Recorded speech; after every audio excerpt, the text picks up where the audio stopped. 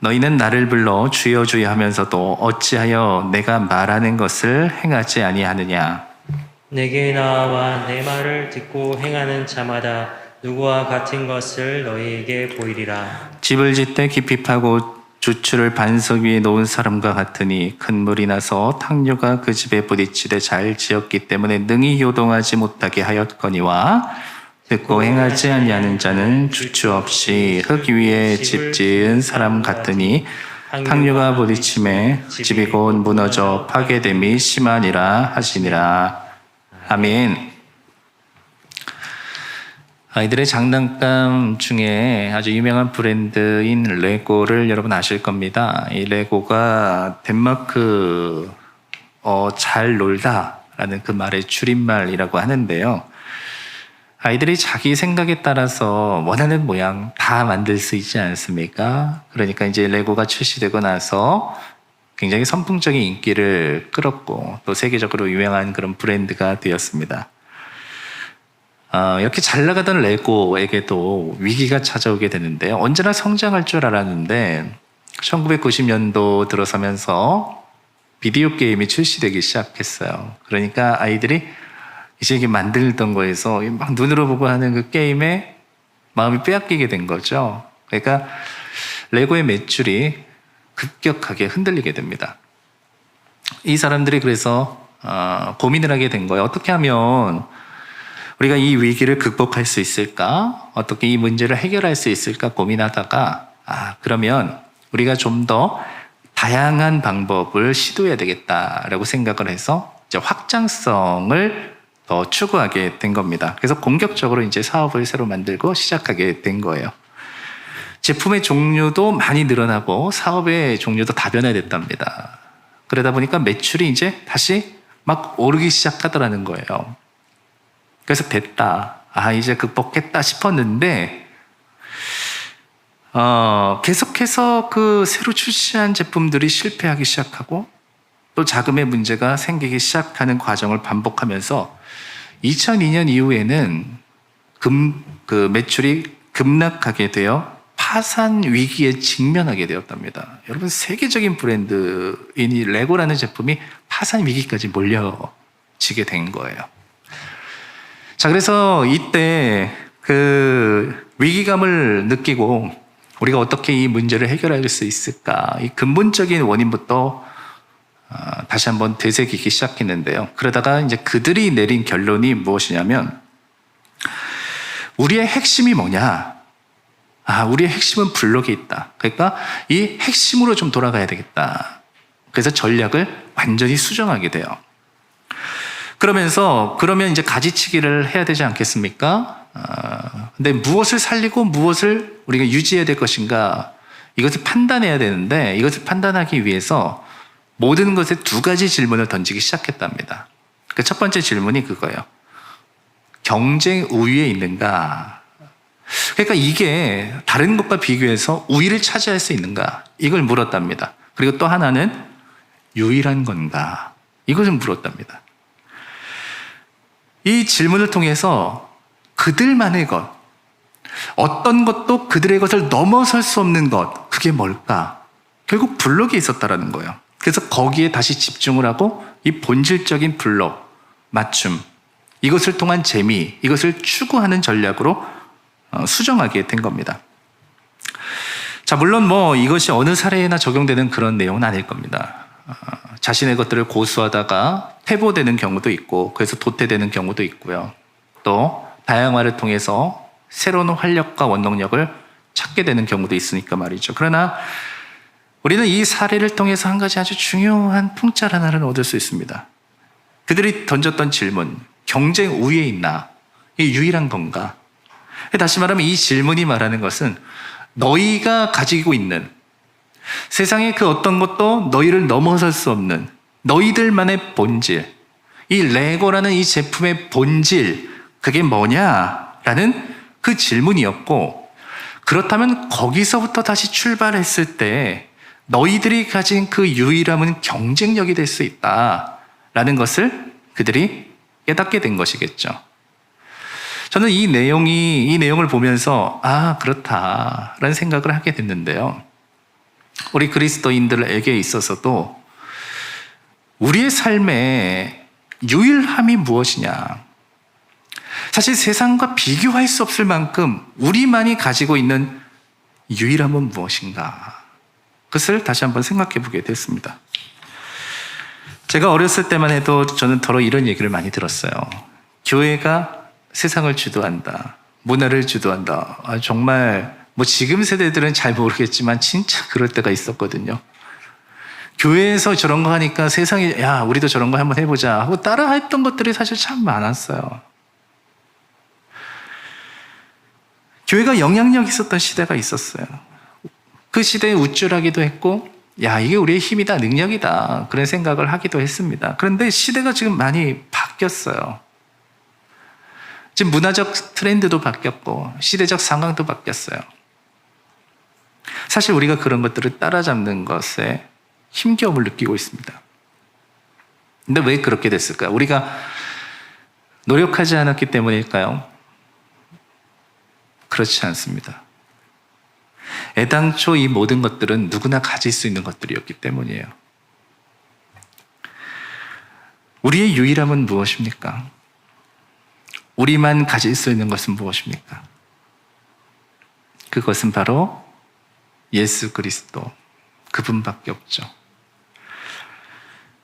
우리의 본질은 하나님께 있다. 그래서 좀 이렇게 말하면 좀 표현이 이상하게 들릴지도 모르겠지만 우리의 경쟁력은 믿음이라는 것에 있다라고 좀 말씀을 드리고 싶어요. 하나님의 사람이 하나님의 자녀답게 되는 것은 결국 어디에 있는 걸까요? 믿음에 있는 것이죠. 그 어떤 것을 다 동원해도 믿음이 없으면 한 사람을 하나님의 자녀로 세워놓지 못합니다.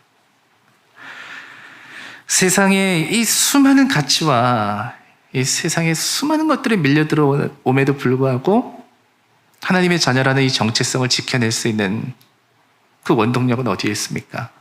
바로 믿음에 있죠. 유일한 가치. 우리는 그래서 때때로 위기가 느껴졌을 때 아니면 신앙적인 면도 마찬가지인 것 같아요. 신앙적으로 우리의 삶이 흔들리기 시작할 때 우리는 다른 곳에서 자꾸 원인을 찾으려고 할 때가 많습니다. 지금의 현실적인 문제, 나에게 주어진 이 상황의 문제, 이거 넘어가면 다 괜찮아질 거야. 내 믿음도 좋아질 거야. 회복될 거야. 라는 생각을 하게 되는데요. 여러분 사실 그렇지 않은 경우가 많이 있습니다. 사실은 믿음의 문제인 경우가 참 많아요. 그것을 해결하다가 오히려 믿음을 잃어버리는 경우가 참 많아요. 그런데 반대의 경우는 참 많이 봤어요.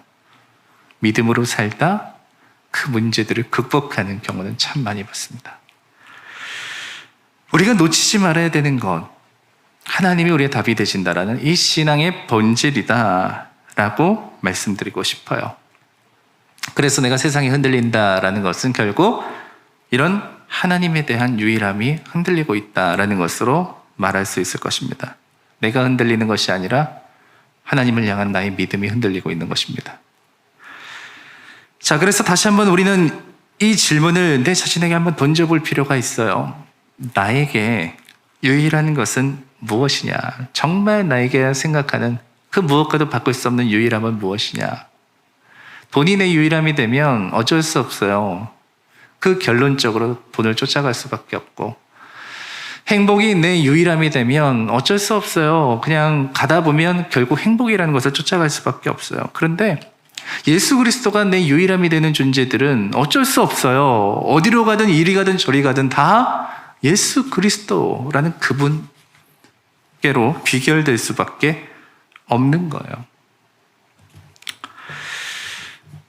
우리가 세상을 부러워하지 아니하고 세상을 두려워하지 아니하고 하늘에 소망 두고 살아갈 수 있는 것은 예수 그리스도가 세상의 그 어떤 것보다 경쟁력이 있기 때문입니다. 그분이 유일하기 때문입니다. 그래서 흔들리지 않을 수 있는 것이죠. 그래서 주 안에 있을 때만 믿음의 견고함을 가질 수 있게 되는 거예요. 자, 그래서 어떻게 하면 이렇게 살아갈 수 있을까? 이게 참 어려워 보이잖아요. 어떻게 이 세상 속에서 이렇게 흔들리지 않는 믿음 갖고 살까? 나는 그럴 능력도 없고 힘도 없을 것 같은데 어떻게 그렇게 살 수 있을까? 오늘 예수님께서 말씀을 통해서 오늘 그 해답을 우리에게 알려주고 계십니다. 오늘 말씀은 이 산상순의 마지막 결론과 같은 말씀이거든요. 예수님께서 산상순, 산에서 그 주변으로 몰려든 사람들에게 하나님의 말씀을 전해주셨어요. 여러분, 우리가 그 곁에 있었다고 생각해 봅시다. 예수님께서 우리에게 하시는 말씀을 우리가 듣고 있다고 생각해 봅시다. 전 막 그러면 가슴이 뛸 것 같고요. 그동안 내가 막혔던, 답답했던 그 모든 것들이 탁 트여지는 그런 기분과 감격을 느낄 거예요. 그분의 말씀에 내가 정말 내 마음이 요동칠 겁니다. 자, 그런데 이렇게 말씀을 이어가시다가 오늘 그 산상순의 가장 마지막에 하시는 말씀이 바로 이 말씀이에요. 오늘 46절 말씀 보면 너희는 나를 불러 주여 주여 하면서도 어찌하여 내가 말하는 것을 행하지 아니하느냐, 이렇게 말씀하세요. 내가 예수님을 주님이라고 부른다는 것은 예수님이 나의 주인 되신다 라는 고백을 드리고 있다는 겁니다. 그런데 어쩐지 오늘 이 말씀을 하시는 예수님께서는 그들을 좀 책망하는 것 같대요. 왜냐하면 예수님 곁으로 모여든 그 사람들, 예수님 안에서 무엇인가를 발견했다라고 말하고 있는 그들이 정작 예수님의 말씀을 따라 행하지는 않았다라는데 뭔가 어긋남이 있었던 겁니다. 많은 사람들이 예수님 안에서 천국의 복음을 들었을 때 그들의 삶의 해답을 발견했습니다. 나 예수님 쫓아가야 되겠다. 예수님, 이분이 우리의 왕이 되셔야 되겠다. 자기 나름대로의 꿈을 꾸기 시작했습니다. 그런데 그들은 하나님의 나라에 대한 꿈을 예수님으로부터 꾸기 시작했는데 정작 그들 가운데 어떤 이들은 들은 것으로 끝나고 주님께서 말씀하신 바, 주님께서 원하시는 바, 그것을 행하지 않는 삶을 살아가고 있더라는 겁니다. 그래서 우리가 고민해 봐야 되는 문제가 바로 그거예요. 우리는 예수님이 내게 어떤 분이 되어야 되는지에 대해서는 아주 잘 압니다. 예를 들면 이거잖아요. 우리는 예수님을 주님이라고 불러요. 주여 주여 부르잖아요. 그분이 나의 주인 되는 것은 참 잘 알아요. 그런데 내가 예수님의 종 되어야 된다는 것은 잘 인지하지 않는 것 같아요. 내가 예수님이 나를 사랑한다는 것은 잘 알아요. 그러나 내가 예수님을 사랑해야 된다는 것은 잘 모르는 것 같아요. 예수님이 내게 어떤 분이신지에 대해서는 잘 알고 있는데 내가 예수님께 어떤 존재가 되어야 되는지에 대해서는 그다지 중요하지 생각하지 않을 때가 많습니다. 왜 그럴까요? 오늘 이 말씀에 그 해답이 있는 것 같아요. 주님의 말씀을 듣기는 듣지만, 주님의 곁에 머물러 있기는 있지만 그 말씀이 내 삶이 되지 못하고 있다는 겁니다. 그래서 이 부분을 보면서 한번 생각해 봤습니다. 그럼 말로만 주님 주님을 부르는 사람들에게는 어떤 특징이 있을까? 아마 먼저 이런 특징이 있을 것 같은데요. 그들의 행동은 온전하지만 그들의 중심은 주님을 부르지 않는 사람들이 있다라는 생각을 했어요. 팩트 폭격이란 말을 여러분 아실 겁니다. 들어보셨죠? 제가 아이를 키우다 보니까 아이들은 부모에게 콩깍지가 씌여 있더라고요. 누가 제일 멋있어? 그럼 아빠 제일 멋있어. 이렇게 해요. 누가 제일 예뻐? 우리 엄마 제일 예뻐. 이렇게 다 한다고요. 여러분, 사실 세상 어디 나가서 그런 얘기 들어요? 그래도 애들 눈에는 아빠가 제일 멋있대요. 기분 좋죠. 근데 그 콩깍지는 영원하진 않더라고요. 애들이 좀 크니까 점차 벗겨지기 시작하더라고요. 가끔씩 이래 제가 이제 흰머리가 많이 나지 않습니까? 그럼 보면서, 물끄러미 보면서 그래요. 아빠, 할아버지 된 것 같아. 그럴 때가 있어요. 옛날엔 제일 멋있다 그랬는데 할아버지가 됐대요. 가슴이 아파. 팩트 폭격이 부인할 수는 없잖아. 어떻게 해요? 가끔씩 밥 많이 먹어서 배 나와 있으면 아빠 배가 왜 이렇게 많이 나왔어? 애기 가진 것 같아. 막 그럴 때가 있어요. 어떻게 해요? 그게 사실인데요. 그래도 마음 아프진 않아요. 왜냐하면 그래도 진심은 아닐까요? 그게 나를 상처 주려고 하는 말은 아니라는 걸 제가 잘 아니까요. 근데 우리는 때로는 사실이 이제 상처받는 경우가 있습니다. 어떨 때 그렇죠? 보통은 감정이 담기거나 그 사람을 향한 말이 아닐 때 우리는 그런 걸 느낄 때가 있어요. 한번 이런 예를 들어볼게요. 이건 예니까 그냥 예로서 받아들이십시오. 제가 어떤 분에게 제가 이렇게 얘기를 합니다. 어떻게 집사님이 돼가지고 새벽 예배도 안 나와요? 좀 예배 좀 나와서 좀 기도 좀 하세요. 사실인데 상처받을 수 있죠. 왜냐하면 감정이 담긴 말이고 정말 그 사람을 위한 말인지 아니면 내 마음을 표현한 건지 확인할 수 없잖아요. 그러나 반대로 그럴 수도 있죠. 이럴 때 집사님 이런 상황이면 정말 우리 기도해야 됩니다. 우리 같이 좀 기도해요. 진심으로 그렇게 말할 수 있잖아요.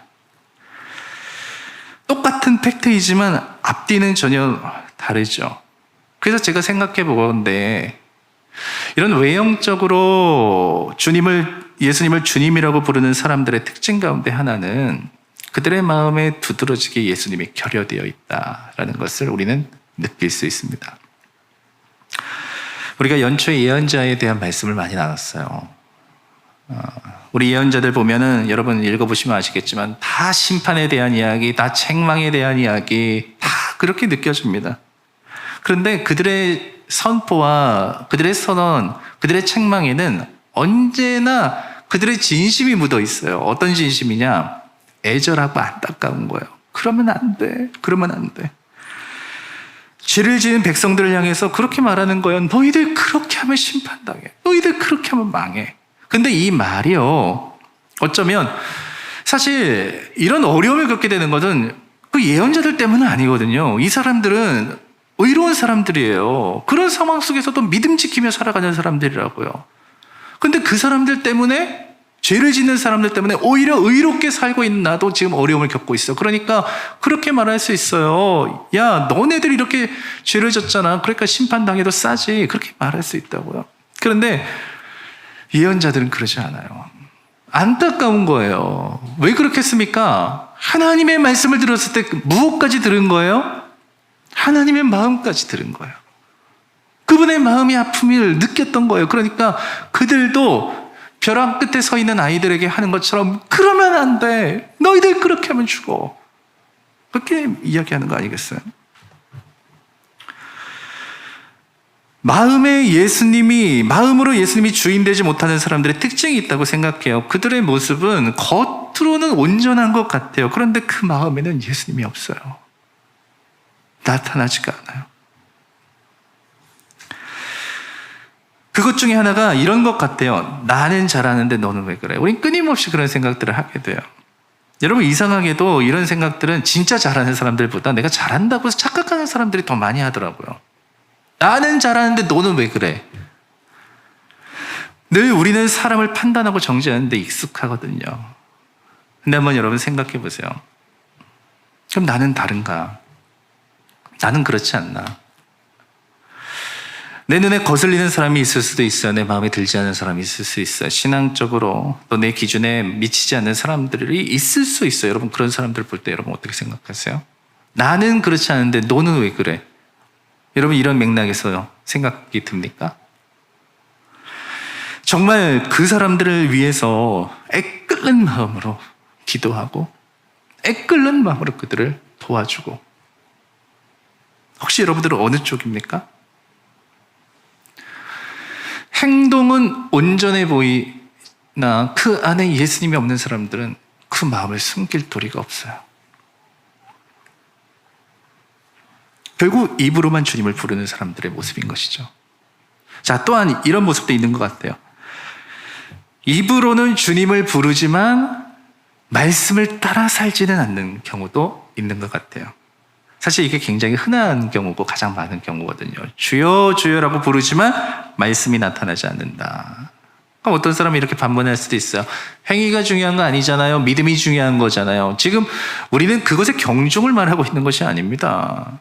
여러분, 행위로 구원받는 것이 아니라 믿음으로 구원받는다는 것을 우리는 부인할 수 없습니다. 그거는 너무나도 당연한 것입니다. 이건 고민거리도 아닙니다. 그러나 오늘 주님의 마음을 듣는 자가 되어야 되잖아요. 오늘 주님은 뭐라고 말씀하세요? 얘들아, 너희들은 나를 주님이라고 부르는데 왜 내 말은 듣지 않니? 사람과의 관계 속에서 진짜 소중하고 진짜 사랑하는 사람이면 그 사람의 말을 듣게 되어 있어요. 근데 이상한 거죠. 어긋나는 거예요. 우리는 다른 이름도 아니라 주님이라고 부르는데 그분을 그렇게 소중하게 생각하지를 않는다는 겁니다. 오늘 산상수훈의 말씀을 보시면 우리가 뭐 그 내용을 다 읽지는 않지 않았습니까? 그러나 여러분은 아시잖아요. 그 내용들을 잘 보시면 우리가 언뜻 하나님께서 이렇게 해야, 너희가 이렇게 해야 하나님 기뻐하셔, 이런 내용들인 것 같아요. 적어도 너희들 이렇게 살아야 그리스도인다운 거야, 이렇게 말씀하시는 것 같아요. 그런데 그 내용을 한번 잔잔히 읽어보십시오. 또 묵상해 보십시오. 그럼 뭐가 느껴지느냐면 우리를 향한 하나님의 마음이 느껴져요. 그 안에 어떤 말씀들이 들어가 있는가? 우리가 잘 사는 방법에 대한 말씀, 참되게 복을 누리며 살아가는 방법, 이런 것들을 말씀하고 계세요. 이게 명령처럼 보이는데 사실은요, 하나님 안에서 진정한 복을 누리는 매뉴얼을 우리 앞에 딱 보여주고 계시다라는 느낌을 지울 수가 없어요. 그리고 하시는 말씀이 다 그런 거예요. 너희가 이렇게 살면 너희는 복된 자다. 너희들 이렇게 살면 너희들 하늘의 상이 크다. 너희들 이렇게 살면 하나님이 너희를 귀하게 여긴다. 여러분, 이게 다 무엇을 말하고 있는 것입니까? 하나님의 자녀답게 살으라는 게 아니라 하나님의 자녀가 누릴 하나님의 은혜에 대한 이야기들이에요. 입으로는 부르지만 현실로 나타나지 않는다는 것은 그게 내게 얼마나 복되다라는 것을 아직 모르고 있다는 겁니다. 그래서 우리는 늘 입의 고백으로 끝나지 않기 위해서 애써야 됩니다. 주님은 복되게 하시기를 원하는데 우리는 그 복된 삶으로 나아가지 못하기 때문에 항상 그 연결고리가 끊어지고 있는지도 모르겠어요. 하나님의 은혜를 경험하지 못하고 하나님의 참된 그 복을 누리지 못하니 우리는 곧잘 흔들리게 되는 것이겠죠. 자, 그러면 이제 우리는 어떻게 해야 될까요? 예수님을 나의 주님 되심으로 믿는 사람은 어떻게 해야 될까요? 오늘 우리 말씀을 통해서 깨닫게 됩니다. 입의 고백에서 마음의 고백으로, 또 마음의 고백에서 행위의 고백으로 나타날 수 있도록 내 마음의 순종을 주님 앞에 드리는 것, 거기서부터 다시 시작하는 것이죠. 바느질 해보신 분이 계시죠? 이렇게 천과 천을 맞대어 꿰맨다고 생각해 봅시다. 근데 바느질을 아무리 해도 그 두 개가 딱 붙지 않을 수 있습니다. 어떻게 하면 붙지 않을까요? 바늘에 실을 꿰지 않고 묶지 않고 꼽으면 바늘을 100만 번 찌른다고 해도 그것은 꿰매어지지 않죠. 반대로 실로만 끊임없이 찌른다고 해서 그게 꿰어지는 것도 아니죠. 여러분, 바느질이 되려면 바늘과 실이 묶여서 그것을 꿰매어야 하는 것입니다. 여러분, 이 말씀 왜 중요한지, 이게 어떻게 우리의 삶에 역사하는지 이것을 통해서 우리는 잘 알 수 있어요. 내가 너희들의 주님이 되었느냐? 그러면 이제 그것을 행하라. 들은 대로 따라라. 그러면 바느질을 하는 것처럼 이제 그제서야 비로소 꿰어지게 될 거야. 그동안 우리는 헛된 바늘을 가지고 계속 꿰려고 노력했는지도 몰라요. 되지도 않는 실만 붙잡고 꿰려고 애썼는지도 몰라요. 그런데 주님은 우리에게 그것을 알려주고 계세요. 그것을 바로 오늘 말씀의 비유로 표현하고 있는 반석 위에 지은 집, 바로 이 내용을 하고 있는 겁니다. 48절에 그 집의 특징을 말하고 있는데 깊이 팠고 주추를 반석 위에 놓았다, 이렇게 말하고 있습니다. 이게 어떤 의미인지 설명드리지 않아도 여러분 다 아실 거예요. 결론은 뭐냐? 아주 튼튼한 집, 그 집을 잘 지었다, 이 이야기를 하고 계신 거예요. 자, 그런데 왜 튼튼해야 됩니까? 튼튼해야 되는 이유가 있습니까? 오늘 주님께서 말씀하시고 있는 이 상황은 햇볕이 쨍쨍하고 날이 화창한 그 어느 날을 이야기하고 있는 게 아니에요. 그런 날이면 땅에 깊이 파든 아니면 그냥 흙 위에 모래 위에 집을 지었든 상관이 없다는 거예요. 아무런 문제가 없습니다. 그러나 오늘 예수님께서 하고 계시는 그 말씀은 홍수가 나서 물이 몰아칠 때, 그래서 지은 집을 무너뜨릴 정도로 강력하게 몰아치는 그 순간을 말하고 있는 거예요. 그때 무너지는 집과 무너지지 않는 집이 있다는 말씀을 하고 계신 것이죠. 여러분, 우리에게는 예수님만이 아니어도 되는 것들이 참 많습니다. 그러니까 힘들게 주님의 말씀을 듣고 행할 필요가 없는 거예요. 그러나 그러는 사이에 우리의 집의 기반이 점점 모래로 바뀌고 흙으로 바뀌고 있다는 사실을 우리는 깨닫지 못하고 사는 것이죠. 어느새 우리는 그래서 삶의 믿음에 흔들릴 수밖에 없는 믿음을 가질 수밖에 없는 겁니다. 앞에서 레고의 이야기를 들었죠.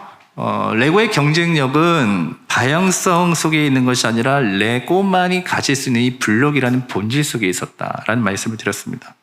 그럼 우리도 한번 생각해 보세요. 그리스도인의 경쟁력은 무엇일까? 바로 예수 그리스도라는 이 본질 속에 있는 겁니다. 당신에게 예수 그리스도가 유일한가? 여러분들에게 예수 그리스도가 유일한가? 나에게 예수 그리스도가 유일한가? 이 질문이 작동되어야 되는 시점은 언제라고요? 바로 홍수가 나서 그 거대한 물살이 몰아치는 그 순간이라는 거예요. 만일 그때 하나님이 예수 그리스도가 내게 유일함이 되지 못하면 우리는 그 물에 휩쓸려 쓰러지고 넘어질 수밖에 없는 것이지만, 예수님만이 나의 유일함이 되면 우리는 잘 지은 집, 견고한 집 되어 무너지지 않는다 라는 것이죠. 자, 그러나 이 대답에 온전하지 못한 우리는 어떻게 해야 될까? 오늘 아주 간단한 것입니다. 다시 돌아와 예수 그리스도의 본질, 그분 앞에 내 마음과 정성과 뜻을 다해 주님의 말씀을 내 것 삼아 살아가면 되는 겁니다. 예전에 한번 같이 나눴던 그 책 있는데요. 복음이 울다라는 책 말입니다. 데이비드 플랫이라는 목사가 네팔을 트레킹하면서, 히말라야 네팔을 트레킹하면서 느꼈던 것을 기록한 그 책인데요. 이 책이 제 마음속에도 와닿았던 이유 중에 하나는 뭐냐면, 이 사람이 이 과정을 통해서 많은 아픔들을 느껴요. 왜냐하면 그의 눈에 보이는 정말 굶주린 아이들, 그리고 어떤 사람은 성매매 노예로 끌려가고 인신매매 당하는 그런 사람들, 그리고 여러 가지 삶의 문제들, 가정적인 문제들 겪고 있는 많은 사람들을 그가 눈으로 보고 목격하거든요. 그런데 자기가 목사이지만 너무 무기력한 거예요. 왜냐하면 할 수 있는 게 없는 거예요. 그 사람들 가운데 한 명도 구할 수 없는 거예요. 그러니까 너무 힘이 든 거예요, 마음이. 그가 당장 할 수 있는 것도 없고 구할 수 있는 무엇인가도 없어요. 그러니까 그 사람이 이 과정 내내가 즐거웠던 트레킹이 아니라 너무 힘들고 너무 많은 것들이, 그 생각들이 오가는 그런 시간들을 겪은 겁니다. 그리고 나서 마지막 날, 이제 떠난 날이 가까워왔을 때 이 사람이 감정에 북받쳐 하나님 앞에 기도하면서 울면서 기도를 했던 거예요. 근데 이분이 어떤 기도를 마지막에 드렸냐, 기도 내용이 있지만 그 마지막에 어떤 기도를 드렸느냐, 이런 기도를 드렸어요. 주님의 사랑을 보여주는 일에 저를 도구로 써 주십시오. 여러분, 그 당장 그가 할 수 있는 일이 없어요. 그가 한 사람이라도 구할 수 있었습니까? 없어요. 그러나 그가 그 상황 속에서 자기의 무기력함을 철저히 느끼면서도 그는 자신의 마음속에 밀려 들어왔던 그 하나님의 말씀을 따라 사는 삶을 거부할 수가 없었어요. 그래서 그가 내린 결론, 하나님 앞에 드렸던 기도 하나, 하나님, 저를 주님의 도구로 써주세요. 그는 다른 누군가가 하겠지 이런 생각으로 자신을 위안을 삼고 싶지 않았대요. 그냥 자기는 스쳐 지나가고 떠나가면 다시 보지 않아도 되는 그런 사람들이었대요. 그러나 그러고 싶지 않았대요.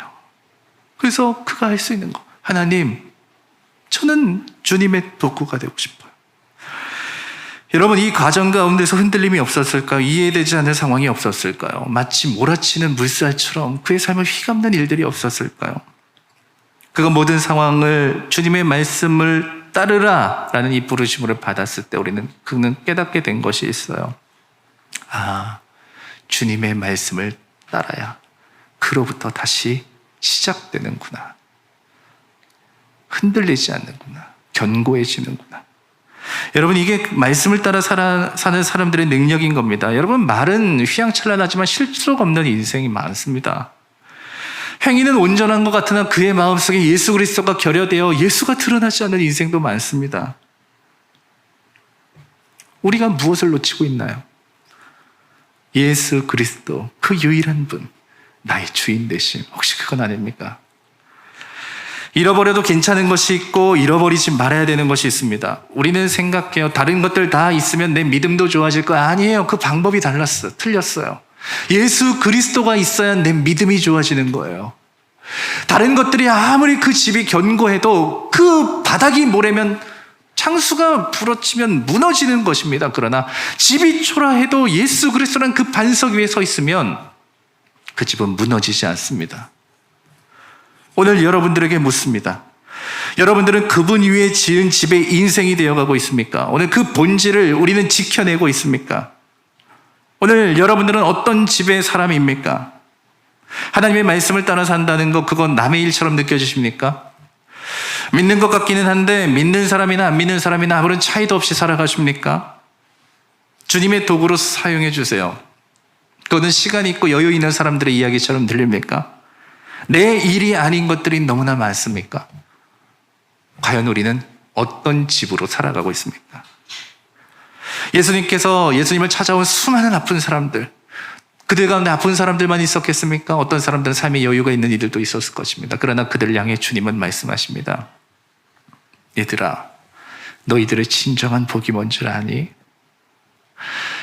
얘들아, 세상에서 빼앗길 수 없는 하늘의 상급이 무엇인 줄 아니?